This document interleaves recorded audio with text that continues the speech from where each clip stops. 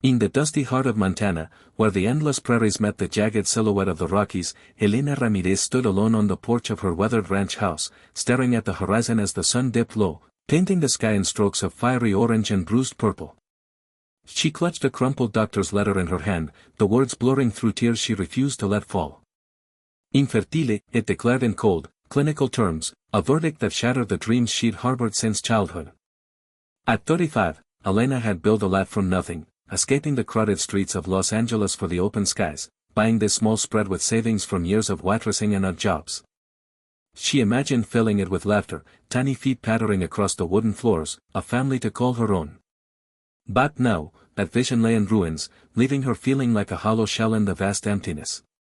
Elena wasn't one to wallow. Born to immigrant parents who taught her resilience, she threw herself into the rhythm of ranch life, tending to her modest herd of cattle, mending fences, and volunteering at the local community center. Yet, the ache persisted, a quiet thief stealing her joy. One crisp autumn morning, as she drove her pickup into the nearby town of Willow Creek for supplies, she spotted a commotion at the old saloon-turned-diner. A tall figure in a battered Stetson hat was herding a gaggle of children, 8 of them, by her quick count, into a rickety school bus parked outside. The kids ranged from toddlers to teens, a mismatched crew with faces smeared in dust and grins wide as the Montana sky. The man, broad-shouldered and sun-leathered, waved them off with a booming laugh that echoed down the street. Curiosity piqued, Elena parked and wandered into the diner, ordering a black coffee to nurse her thoughts. The locals buzzed about that cowboy, Jack Harlan, the town's enigmatic hero. Whispers painted him as a former rodeo star who'd traded bucking broncos for something far wilder, raising a brood of orphaned and abandoned kids on his sprawling ranch. He's got a heart bigger than his ego ever was, the waitress confided, sliding Elena a slice of pie she hadn't ordered. Lost his wife years back, but instead of breaking, he built a family from the broken pieces around him.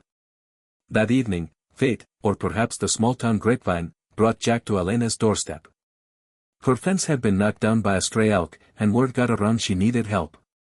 There he stood, toolbox in hand, his blue eyes crinkling at the corners with a kindness that disarmed her. "Ma'am, heard you could use a hand," he said, tipping his hat. Elena, wary of strangers but desperate, let him in as they worked side by side under the fading light. Conversation flowed like a gentle stream. Jack spoke of his days on the circuit, the thrill of the ride, the crash that ended it all. "Broke more than bones," he admitted, hammering a post into place. "Lost my Sarah to cancer not long after. We never had kids of our own, tried, but life had other plans." Elena paused, her hammer mid-swing, the doctor's letter burning in her pocket like a secret shame. "Must be lonely," she ventured, testing the waters. Jack chuckled, a deep, resonant sound that warmed the chill air. "Lonely? We's my crew? Nah. Started with one, little Tommy, found him hitchhiking after his folks skipped town.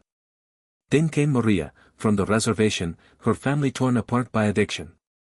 Before I knew it, the ranch was bursting. 8 now, and counting if the social worker calls again." As the sun set, they sat on the porch with cold beers, the repaired fence standing proud. Elena opened up, her voice barely above a whisper. "I can't have children," she confessed, the words tumbling out like a dam breaking. "Just found out. Feels like the world's ending." Jack looked at her, his smile soft and knowing. "Good," he said gently, "I've got enough kids for both of us."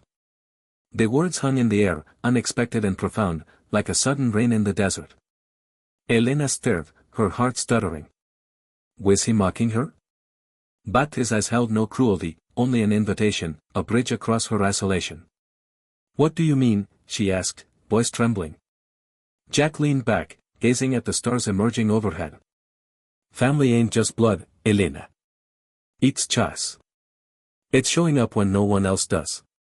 Come see for yourself tomorrow. Supper at my place." The kids could use a new storytime voice, mine's all gravel and grit. Intrigued and unnerved, Elena accepted. The next day, she drove the winding dirt road to Harlan Ranch, a sprawling oasis of barns, pastures, and a big log house alive with chaos. Children dashed about, a freckled boy chasing chickens, twin girls braiding each other's hair on the porch, a teenager tinkering with an old truck engine. Inside, the aroma of chili and cornbread enveloped her like a hug. Jack introduced her as Miss Elena, the fence vixen, Weezer, and the kids swarmed, peppering her with questions. Do you ride horses?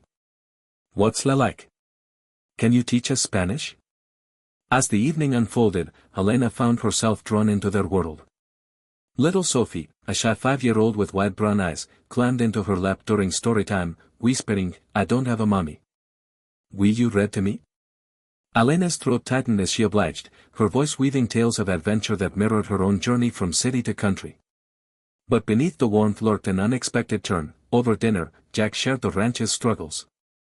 Funding's tight, he admitted quietly while the kids cleared plates. Social services helps, but with winter coming, feed costs are skyrocketing. And Billy, he's the oldest, needs braces, but insurance won't cover it all. Elena listened, her mind racing. She had savings, not much, but enough to make a difference. Yet Crapteen, was this her place? She wasn't family. That night, driving home, a profound realization struck. All her life, she'd chased the ideal of motherhood, but perhaps it wasn't about birthing, it was about nurturing, about being the light in someone's darkness. Days blurred into weeks. Elena visited often, helping with homework, teaching the girls to bake her abuela's empanadas, even joining Jack on cattle drives. The children bloomed under her attention. Sophie called her Auntie Lena, and Billy confided his dreams of college. But tension built as winter storms loomed. One bitter evening, a blizzard hit, stranding Elena at the ranch. Huddled by the fire, Jack opened up further. I was like you once, he said, poking the embers. Thought my life was over after Sarah. Rodeo fame gone, no kids, just me and the ghosts. Then Tommy showed up, half frozen on my doorstep.